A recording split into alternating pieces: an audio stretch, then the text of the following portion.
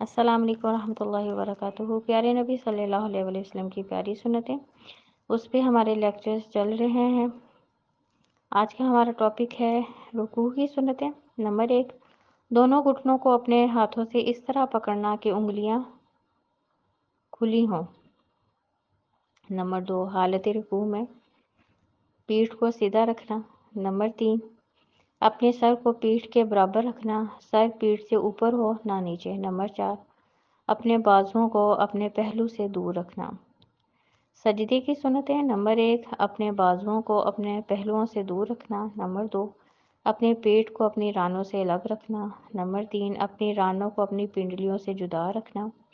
Number 4، سجدے کے دوران اپنے گھٹنوں کے درمیان فاصلہ رکھنا۔ نمبر 5، اپنے پاؤں کو کھڑا رکھنا۔ نمبر 6، دونوں پاؤں کو ملا کے رکھنا۔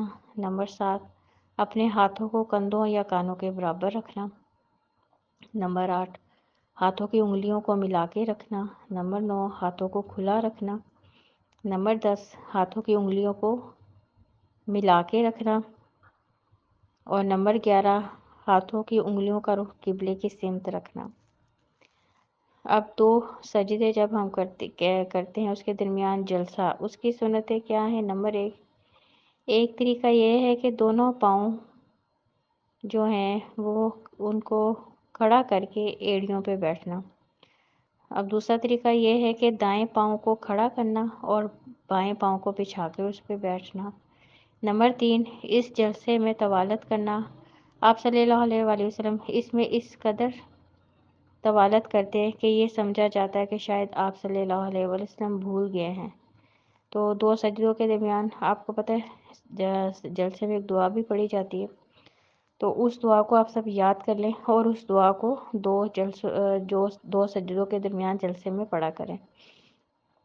اب ہے تشہد کی سنتیں۔ نمبر 1، دایاں پاؤں کھڑا کر کے بائیں پاؤں کو دائیں پنڈلی کے نیچے کر کے اور زمین پر بیٹھ جائیں۔ نمبر 2، دوسرا طریقہ یہ ہے کہ دایاں پاؤں کھڑا کر لیں اور بایاں پاؤں دائیں پنڈلی اور ران کے درمیان رکھ لیں۔ نمبر 3، ہاتھوں کو اپنی رانوں پر رکھنا جبکہ دونوں ہاتھوں کی انگلیاں ایک دوسرے کے ساتھ ملی ہوں۔ نمبر 4، تشہد خواہ پہلا ہو یا دوسرا، اپنی شہادت کی انگلی کو حرکت دینا۔ دائیں ہاتھ کا انگوٹھا درمیان والی انگلی پر ایک گول دائرے کی شکل میں رکھا ہوا ہو اور اپنی نظر شہادت کی انگلی پر رکھیں۔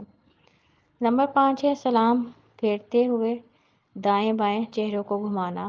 امام ابن قیم جوزیہ کہتے ہیں بندے کو اللہ کے سامنے 2 مرتبہ کھڑا ہونا ہے، نمبر 1 نماز میں اور نمبر 2 قیامت کے روز۔ جو شخص نماز کی حالت میں اللہ کے سامنے کھڑا ہونے کا حق ادا کر دیتا ہے اس کے لیے قیامت کے دن کھڑا ہونا آسان ہوگا، اور جو شخص نماز والے قیام کا حق ادا نہیں کرتا اس کے لیے قیامت کے دن والا قیام انتہائی سخت ہوگا۔ تو اس لیے جو ہے یہ ہیں جو ہے نماز کے دوران آپ صلی اللہ علیہ وسلم کی سنتیں ہیں، کیونکہ نماز جب بھی ہم نے پڑھنی ہے ان سنتوں کا خیال رکھیں گے تو پھر ہم مکمل اجر اللہ سے لے پائیں گے۔